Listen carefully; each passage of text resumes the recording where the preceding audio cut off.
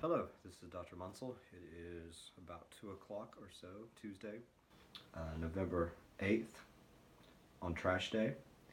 Um, there's other things going on today, but I'm not quite sure where they are. I was going to give you just a little bit of stuff on this brand new PowerPoint, and I voted.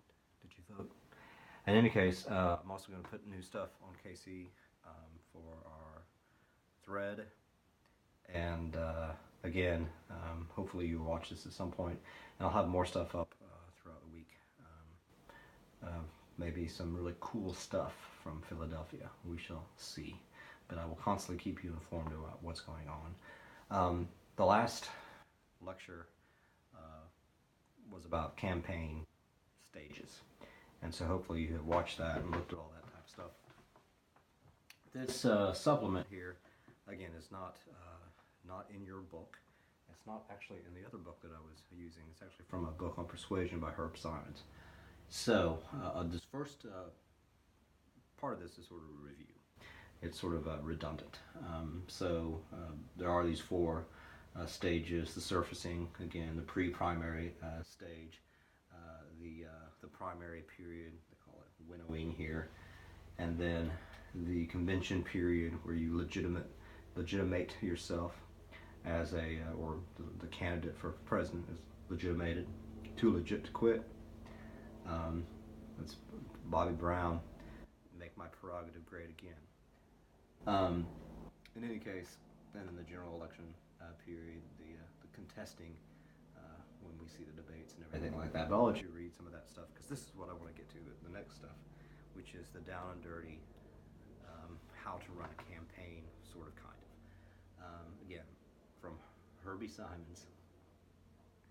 And Simon says, watch this lecture. Watch this lecture. You lost. But in any case, he's from Temple, and he takes this sort of Machiavellian, however you want to say it, view to running a campaign. So this is like really, really practical stuff, not some of the idealistic stuff that I talk about. And this is like very almost unethically practical. But in any case, some interesting things here. Okay, so general stuff. If just general ideas about running a campaign, and I think this is for pretty much anything. I think a lot of the stuff that we see is contextualized through presidential campaigns, but we can apply this, I think, to quite a few different types of campaigns, from the local to the national. You're always on a campaign. You're always running for office if it is your first term and there's terms. So unless it's your second term and you're not running for office, then you're running for somebody else's office. But you're constantly running for office if you are in office. Second, so you always have to realize that, right? You're always running for office. Tell the people what they want to hear. Have themes and one-liners that resonate with what you think most folks think. So really, you want to identify with the voters out there by saying stuff that's non-controversial, saying stuff that, yeah, I love liberty, equality, America, yeah. Romance the voter by identifying with them, embracing what they believe. Sort of redundant here, but don't try to change them too much. Again, if you're always running for office, that's why we don't have a whole lot of radical change, because if somebody wants to try radical change, they usually are not elected. Seem just like the voters, but use some big words here and there, and quote some people, so you seem like you're smart. But I'm just like you. You're just like me. I'm a regular Joe. Yeah. Or regular Susie. It sort of depends on the context. Always consider the larger idea of your image compared to your opponent's image, since remember, at the end of the day, and this is not new to you, in our contemporary media context, it's all about perceptions of people, their personal characteristics, their identity, their image. It's not so much, unfortunately, policy positions.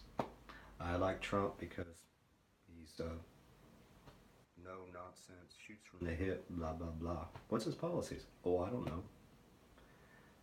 Same thing with Clinton. I mean, a lot of folks just don't know the policies. And so we sort of gravitate, identify with the image. So as a campaigner, if you're a consultant, if you're a candidate, you always have to think, how can I build up my image? And how can I destroy the image of my opponent? Image, image, image. Visuals, visuals, visuals. Visual stuff, the physical stuff. You want to look, if you're president, but look presidential. Look at me. Do I look presidential? No, I do not. If I ran for president, I'd have to shave this beard. But generally speaking, people look like candidates. you know, it depends on the situation, but generally speaking, you want to look like you're a politician and look sharp, right? Well, it depends. I mean, if you're Joe Blow running for mayor of Irmo, you want to wear a T-shirt that says "I love okra" on it. It just sort of depends. So dress presidential or dress the part, depending on your situation. Unless, again, you're hanging out with local folks at Lizard's Thicket, or if you're doing some campaigning at Taco Bell. I'm going to get to see the Liberty Bell. I wonder if there's a Taco Bell by the Liberty Bell. Taco Bell. Freedom. And you got to work on your photographs. You got to look serious. I'm a serious contender, but also friendly. That's really, really important. You don't want to look mean. You want people to like you. You want people to love you. You want people to want to go out and hang out with you at the Taco Bell or the Lizard's Thicket or wherever it is that you kids hang out. So that's some physical stuff. So you got to look the part.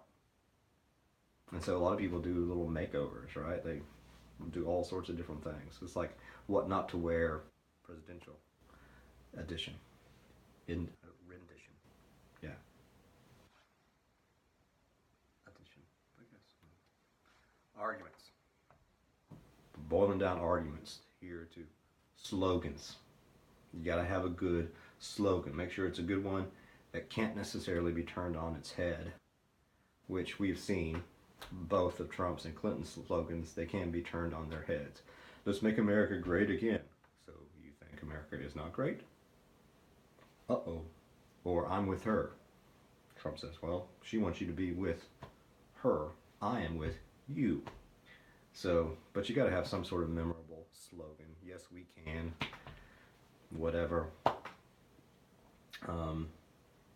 It's morning in America.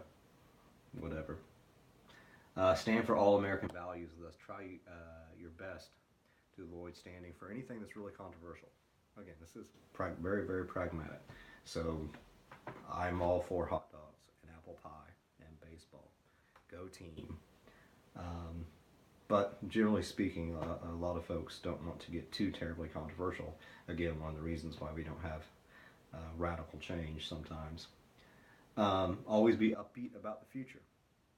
This is one of the problems Trump had. He was very pessimistic about things. But generally speaking, if you're a candidate, particularly for president, you got to be upbeat. I mean, Make America Great Again is about, the future. But, yay. Be optimistic. People like to vote for people who are optimistic. Always be ready to attack your opponent. Dig up the dirt. That's important. It's problematic, but it's important. You got to find all this stuff that your opponent potentially did. If you're behind in the polls big time, that's when you really need to start attacking. If you're ahead, you don't want to attack all that much because people don't like you all that much when you attack. But so if you're ahead, don't worry about it too much. But if you're behind, you must attack. But generally speaking, we want to try to avoid attack ads at the end of the election cycle. We want to be more optimistic about us, the candidate, not about the other person. And this last little bullet point, only take courageous stands on controversial issues if most folks already agree with you, or if they're easily converted to your point of view, then it's not terribly controversial. So that's another important thing to think about.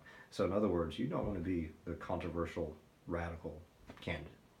You want to be safe, and you want to stand for stuff that people already stand for. Okay, more visuals. We talked about the physical stuff, more visuals.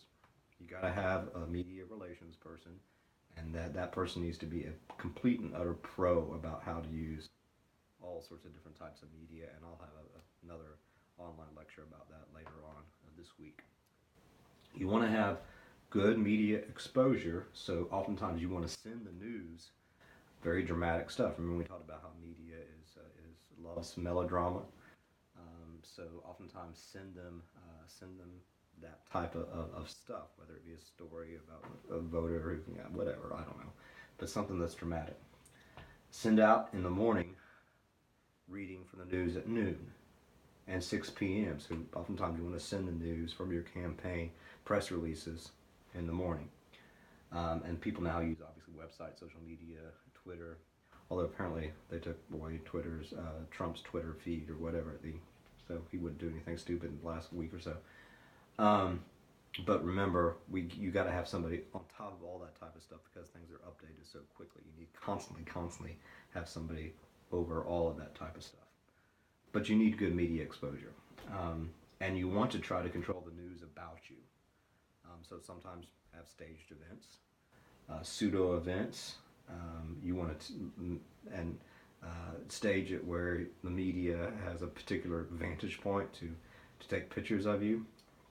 You might recall back in the day when Bill Clinton was first running for president, and all the news came out about his various so-called affairs with Jennifer Flowers and all them.